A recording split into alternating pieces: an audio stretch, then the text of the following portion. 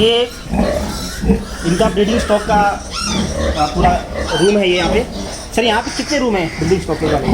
Breeding stock के total 34 room हैं। Okay, हाँ जी। और जिसमें सिर्फ ब्रीडिंग होती है, और अपने पास 60 से 70 मादा के आसपास हम अपना चला रहे हैं। आपके पास 60 से 70 मादा है। मैं दिखाऊँ एक बार दिखाना चाहूँगा। यहाँ पे कुछ पिगलेट्स हैं जो अपनी माँ का दूध पी रहे हैं, और ये पिगलेट के लिए क्रीपर रूम है। देखिए आप इस तरीके का क्रीपर रूम बनाइए ताकि इस क्रीपर रूम में साइड में जो आप देख पा रहे हो यहाँ पे आपके जो बच्चे हैं वो फीड खाएंगे। सर ये बच्चों की फीड के लिए ही है सर? हाँ, इसमें एक्चुअली क्रिप रूम के टाइप में हमने बनाया है। जी जी। जिसमें क्रिपिंग हम जैसे उससे बच्चा जल्दी ग्रोथ लेता है।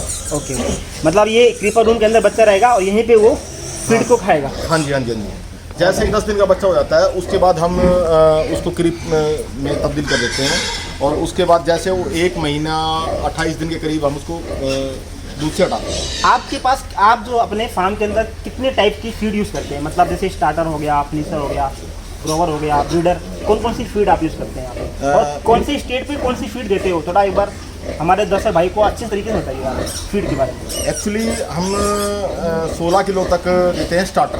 अच्छा। जब हम विनिंग कराते हैं उसके बाद 16 किलो तक हम स्टार्टर देते हैं। ओके। और 16 किलो से लेके 70 केजी जी। तक हम ग्रो खिलाते हैं, और 70 के बाद फिनिशर। आप 3 स्टेट में आप फीड को खिलाते हैं? हाँ हाँ, और फीमेल्स के लिए टोटली ब्रीडर है। ब्रीडर है, हाँ जी। ये भी इनका ब्रीडिंग स्टॉक का रूम है। ये भी आप यहाँ पे पिगलेट्स दूध पी रहे हैं यहाँ पे, और ये पूरा कैबिन जो है ये वाला, ये पूरा ब्रीडिंग स्टॉक का ही कैबिन है जी। अभी हम अपनी ये हमारे सामने जो देख पा रहे हो फैटनर की यूनिट है सर, फैटनर की यूनिट है। या। तो अब ये हम इसको देखेंगे। हाँ बिल्कुल। और मैं कहूँगा दिखाने के लिए यहीं पे सामने देख लेते हैं, फिर उस साइड से घूम के जाएंगे। ये यहाँ पे सर ये बताइए ये आपने क्या किया हुआ है? ये एक्चुअली क्या है, फीडिंग के लिए अगर हमें पशु से जल्दी वजन लेना है, जल्दी तैयार करने हैं, तो फीड वेस्ट ना हो और पशु के सामने 24 घंटे फीड पड़ा रहे। ओके। और इसलिए हमने ये तरीका जो है, ये हमारे पिग एक्सपर्ट जो थाईलैंड से मिस्टर पिन्यू सिटी आए थे, उन्होंने मुझे बताया था कि आप हर महीने 10,000 रुपये के लॉस पे आ रहे हो। अच्छा। हर महीने 10,000 रुपये लॉस में आ रहे हो, तो ये आपका जो फीड है वो पानी में बह रहा है। आपका फीड खराब हो रहा है, वो हाँ। फीड को एनिमल पूरा नहीं खा पा रहा है। हाँ हाँ हाँ, बहुत बढ़िया। हाँ बिल्कुल, उसके हिसाब से हमने फीड तैयार करे हैं। बाकी ये अभी पूरी तरह से तैयार नहीं है, कुछ बीच में पत्तियाँ लगनी है, वो अभी इसमें बाकी है। वो वाला कैबिन खाली है, हम लोग यहाँ से घूम के जाएंगे, उस कैबिन में चलेंगे और दिखाएंगे आपको कि किस तरीके से मैंने फीड का बनाया हुआ है। यहाँ पे भी पूरे फैटनर्स एनिमल्स हैं। सर अभी ये कितने हैं, इनकी काउंटिंग कितनी है, कितने एनिमल्स हैं? ये 200 के आसपास है सर। ओके।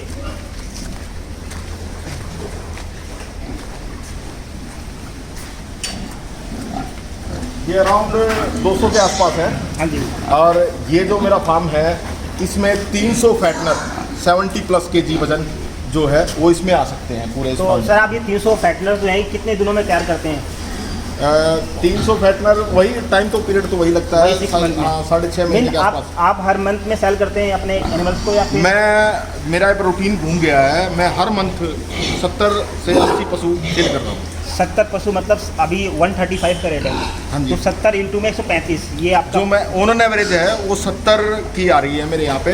कभी मैं 150 बेचता हूँ, कभी 100 बेच देता हूँ, कभी 40 बेचता हूँ। टोटल मैंने जो अभी पिछले मार्च से लेके और अगस्त तक जो अपना कैलकुलेशन किया है, तो 70 पशु की हर महीने की एवरेज मेरी आ रही है कि 70 पशु हर महीने से। ये आपके फैटनर का? हाँ जी, हाँ जी। जो आपका ये सिस्टम है फैटनर के लिए आपका ये आंकड़ा फैटनर का है, और ये 70 एनिमल्स पर मंथ सेल करते हैं, 70 से 80 एनिमल्स। तो आप उसको अगर फैटनर का रेट बताएं तो अभी के टाइम पे 135 का रेट है, तो 70 इंटू 135 ये इनकी मतलब एक मंथ की आपकी इनकम होगी। ये यहाँ पे पूरे एनिमल्स हैं और पूरे फैटनर्स के एनिमल्स हैं।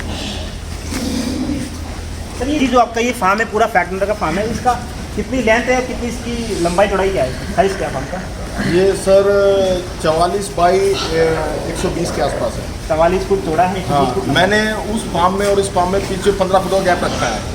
ठीक, ये बीच का गैप 15 फुट का है। हाँ जी, हाँ जी। इसके पीछे क्या रीज़न है? सर इसे थोड़ा वेंटिलेशन मिलता रहे, और कोई समस्या आती है तो वहाँ तक ना पहुँचे। क्योंकि ये फैटनर है। हाँ जी, हाँ जी। तो इसमें ज़्यादा दिक्कत आती है। और वो ब्रीडिंग स्टॉक का फार्म है वो वाला। हाँ जी, हाँ जी। तो मैं उस टाइम पूछ नहीं पाया था, मैं वो जो आपका फार्म है ब्रीडिंग स्टॉक वाला, ये कितना बड़ा था, उसकी लेंथ कितनी थी? ये 55 बाई 125 के आसपास था वो पहले। तो वो पहले वाला 55 बाई 125 का है। हाँ। और ये वाला आपका 40 बाई 44 बाई। पहले पुराने टाइम में जो फार्म बनते थे कि इतनी शेड होती है, वो ढकी होती थी, बाकी खुली होती है, हाँ जी। हमने उस टाइप में बनाया था। लेकिन उसी को हमने इंक्रीज करते हुए वहाँ पे गैलरियाँ दे दी और उसमें ही हमने ब्रीडिंग स्टॉक बना दिया। और सर जो अपने उस वाले फार्म के अंदर बांस लगाया हुआ है, तो जो ऊपर का जो आपका छत है पूरे बांस का लगाया हुआ है छत, तो उसके पीछे क्या सोच के लगाया आपने? सर एक तो उसमें कॉस्ट कम आती है, दूसरा उसमें जो जैसे चादर होती है सीमेंट वाली, गर्म होती है। हाँ ये गर्म हो जाती हैं, उसमें कितनी भी गर्मी होती है उसमें मतलब गर्मी नहीं बनती है। ये एक तो आप हमारा पैसा भी कम लगेगा। हाँ, हाँ। और आपके बहुत ठंडक होगा। हाँ, हाँ जी। हम लोग अभी फैटनर यूनिट में हैं और भी इनसे जानकारी लेते रहेंगे, आगे चलते हैं। और मैं भी इनसे बहुत कुछ सीखने की कोशिश कर रहा हूँ, और जो भी हमारे फार्म भाई हैं चीज़ों को समझने की पूरी कोशिश करें कि फार्मिंग में किस तरीके से कौन कौन सी बातों को ध्यान देना चाहिए।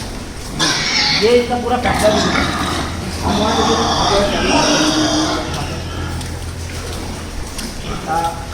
सबसे पहले तो पूछना चाहूँगा कि जो आपने ये यहाँ पे गेट लगाया हुआ है, तो ये गेट की कितनी हाइट है, कितनी लेंथ है इस गेट की?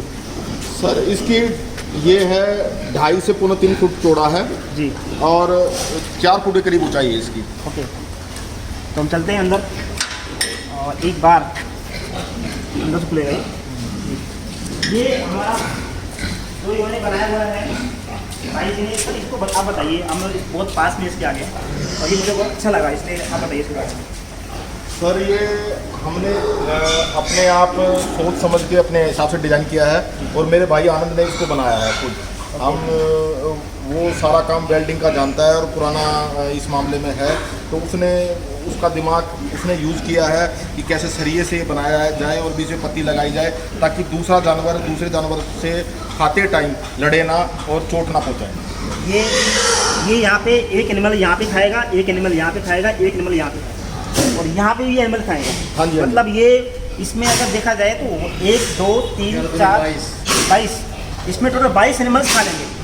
अगर आप ओदी बनाओगे तो ओदी में पानी रुकेगा और भी कई समस्या आएगी। ये बहुत बेहतरीन तरीका है अपने फीड को कम कॉस्ट करने का, और आपकी फीड अच्छी तरीके से यूज़ होती रहेगी। सर वहाँ पे जो आपने बनाया हुआ है वो क्या है सर? सर एक्चुअली क्या है, पानी की जो पाइपलाइन की फिटिंग है वो ज़्यादा कॉस्टली पड़ रही थी, तो हमने जो 200 लीटर की टंकियाँ हैं पानी की, उसमें ही हमने निप्पल लगा के, और ये उसका स्टैंड है जहाँ पे टंकी रखी जाएगी, जैसे उस बाड़े में रखी हुई है वहाँ पर। हाँ जी, हाँ जी। हाँ। तो मैं कहूँगा दिखाने के लिए एकदम वहाँ पे सामने, तो वहाँ पे रखा हुआ है वहाँ जी। हाँ, तो ये उसको रखने के लिए बनाई है, ताकि टंकी की थोड़ी हाइट हो जाए। हाँ जी, हाँ जी। ये बहुत बढ़िया तरीका है। अगर ज़्यादा पैसे लगाने की बजाय आप एक 200 लीटर की टंकी ले लीजिए, उसी में निप्पल लगा लीजिए, और इससे क्या है कि आपका हाइट रहेगा, तो हाइट के कारण कोई दिक्कत नहीं रहेगी, और बाहर से पानी को भर सकते हैं। दूसरा ये पानी आपका ठंडा भी रहेगा, पानी गर्म नहीं होता इसमें जी। हाँ, ये हमने तरीका इसलिए आजमाया है। और फीडिंग का जो ये बनाने का जो सिस्टम था ये इसमें कारगर है। जैसे कुछ पशु क्या है, फार्मिंग लाइन में कुछ लोग समझते हैं, कुछ लोग नहीं समझते हैं। जिस बाड़े में बड़ा छोटा पशु होता है तो वो छोटे पशु को खाने नहीं देता। जैसे अब इस फीडर में फीड पड़ा रहता है, जब बड़ा पशु खा के हट जाता है तो छोटा पशु आराम से इजली खा सकता है। हाँ, जिसकी भी नींद खुलेगी उसके सामने फीड होगा, वो सोएगा, खाएगा, तो वजन ही बढ़ाएगा। सही बात। और थोड़ा देखते हैं लास्ट में हमारा रैम्प का बचा हुआ है, रैम्प देख लेते हैं एक बार। हाँ जी भाई साहब बताइए, ये क्या है? ये रैंप है। एक्चुअली क्या, रैंप हमारे पास दूसरी साइड में भी है, लेकिन वो थोड़ा सा ज़्यादा चौड़ा नहीं है, कम चौड़ा है, तो उसमें एक साथ इतने फैटर नहीं जा सकते गाड़ी में, और चढ़ते टाइम में उनको दिक्कत नहीं आती। ये 10-20 अगर पशु आपको लोड करने तो छोटा रैंप चल जाएगा, लेकिन मैं एक साथ में 70-80-100 पशु लोड करता हूँ, तो मुझे उसके हिसाब से ये रैंप मेरे को प्रधान जी परमानंद फौजी जी ने मुझे सलाह दी थी, उनके अनुसार मैंने बनाया है। बहुत बेहतरीन बनाया हुआ है, और इसका स्लॉप भी काफ़ी कम है, और ये तरीके से करने इससे क्या होगा कि आपका एनिमल स्लिप भी नहीं करेगा। हाँ। ये भी है। और साथ में क्या होता है, रैंप बहुत जरूरी है, क्योंकि फैटनर का सभी का वेट 100 किलो से प्लस का होता है। अब 100 किलो के लिए एक तो लेबर कॉस्ट चाहिए काफ़ी ज़्यादा, ऊपर से रिस्क भी है, आपका एनिमल कहीं कूद जाए, कहीं लग जाए, टांग टूट जाए, तो बहुत ही जो भी हमारे नए किसान भाई हैं तो इस तरीके का रैम्प बनाए फार्म के अंदर। अब हम लोग ऑफिस में बैठ चुके हैं और इनसे पूछेंगे फार्मिंग के बारे में। जी सर, अभी आपने हमको पूरा फार्म दिखाया, हमारे किसान भाई को सारी चीज़ें नॉलेज दी। आप थोड़ा सा अपने बारे में बताइए कि आप किस तरीके से काम करते हैं और आपका क्या क्या टारगेट है फ्यूचर में फार्मिंग करने का। मेरा टारगेट है कम से कम 200 फीमेल्स का जी, और उसी के बेस पे मैं धीरे धीरे अपने काम को बढ़ा रहा हूँ। ओके। और फ्यूचर में 200 फीमेल का क्या है, 100 फीमेल्स का मैं फैटनर तैयार करूँगा और 100 फीमेल के मैं पिगलेट सेल करूँगा। आपका 200 एनिमल्स का टारगेट है, 200 फीमेल का टारगेट है, ब्रीडिंग स्टॉक का टारगेट है। मैं बताना चाहूँगा 200 मतलब कि आप अगर आपके फार्म पे 9 या 8 का लीटर साइज भी आ रहा है, 200 इंटू में 8, 1600 एनिमल्स का इनका टारगेट है, जो कि एक अच्छा टारगेट है इनका। और सर, जो अभी हमारे नए किसान भाई हैं जिनको फार्मिंग काफ़ी दिक्कतें आती हैं, उनके बारे में बताइए कि उनको किस तरीके से फार्मिंग की शुरुआत करना चाहिए, क्योंकि आपको एक अच्छा एक्सपीरियंस है फार्मिंग के बारे में। जी बताइए। जो नया फार्मर है उसको हमेशा स्टार्ट छोटे से ही करना चाहिए और बिल्डिंग में कम से कम पैसा लगा के, और जैसे पशु भी कम रेट में आया, कम कॉस्ट में आ जाते हैं, इतना कोई खास फर्क नहीं है। लेकिन हम जो सिस्टम जो चला रहे हैं, फीडिंग का जो सिस्टम है, वो सबसे महंगा पोर्शन पड़ता है, उस पर नया फार्मर ध्यान नहीं देता। फीडिंग का मेन कॉस्ट क्या है, हमारे पास 6 महीने खिलाने का पैसा होना चाहिए, उस हिसाब उसके अकॉर्डिंग ही हम पशु रखें अपने पास, तभी फार्मर तरक्की कर पाएगा। अन्यथा वो बीच में ही रह जाएगा, उसको छोटा पिगलेट बेचना पड़ेगा या फीमेल बेचनी पड़ेगी, तो समस्या वहीं आती है। मेन समस्या फीडिंग की है, और फीडिंग में क्योंकि फार्म के अंदर सबसे ज़्यादा कॉस्टिंग फीड की आती है। अगर आपके पास फीड, कई बार मैंने देखा है ऐसे फार्मर होते हैं उनके पास मान लीजिए 20-30 लाख रुपए का इन्वेस्टमेंट करने का है, तो 15 लाख रुपए तो फार्म पे लगा देते हैं, तो फिर बाद में तो काफ़ी दिक्कतें आती है। बिल्कुल सर। ना उनके लिए फीड के लिए पैसा होता है, ना उनके लिए ब्रीड के लिए पैसा होता है। बिल्डिंग में कम से कम कॉस्ट, जी, जहाँ हम सोच रहे हो कि हम 20 फीमेल से अपना काम शुरू करेंगे तो 10 फीमेल से शुरू करें। मेरे हिसाब से ये है, मेरी सोच ये है कि धीरे धीरे आगे बढ़े। जी जी, अगर वो धीरे धीरे बढ़ेगा तभी वो कामयाबी ले पाएगा। जी। जो भी हमारे किसान भाई हैं, हम लोग अभी मन्नू जी से बात कर रहे हैं। मन्नू जी का फार्म जो है, ये इनका एड्रेस आपको बताएंगे फिर से एक बार। कोई भी किसान भाई यहाँ पे आके अगर उनको ब्रीडिंग स्टॉक चाहिए या फिर उनको फीड चाहिए तो इनको कॉल कर सकते हैं। सर प्लीज़ बताइए एक बार कि ये प्रॉपर कौन सा एड्रेस है, क्या लोकेशन क्या है? ये सर चुचकवास जिला झज्जर में फार्म है अपना, और भिंडावास रोड पे, मेन रोड पे फार्म है अपना। और मैं सीपी कंपनी का डिस्ट्रीब्यूटर हूँ, जो फीड मेरा 100 से ऊपर फार्मों पे चल रहा है फिलहाल। सीपी फीड की कंपनी है जिसका अच्छा रिजल्ट है, जैसा आप देख पा रहे हो। तो किसी किसान भाई को फीड चाहिए तो उसके लिए भी इनको कॉल कर सकते हैं। इनका मैं नंबर आपको डिस्प्ले कर दूंगा। और साथ ही साथ में यहाँ पे आने के बाद इन्होंने हमको बहुत ही अच्छे तरीके से फार्मिंग की नॉलेज दी है। मे भी आपकी वीडियो थोड़ी बड़ी है, लेकिन इस वीडियो से मुझे उम्मीद है कि आपको काफ़ी कुछ सीखने को मिलेगा, और इस तरीके का आपके लिए और वीडियो अपलोड करते रहेंगे।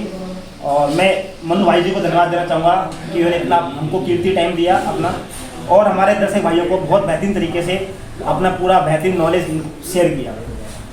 तो धन्यवाद।